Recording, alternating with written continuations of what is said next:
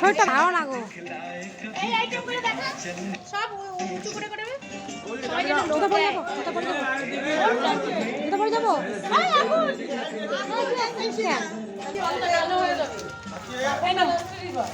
ভালো করে তোলো ওটা ওটা ওটা ওটা কেন বলো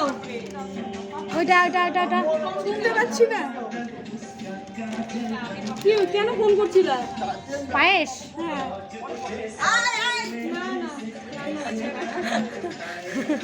বাড়িতে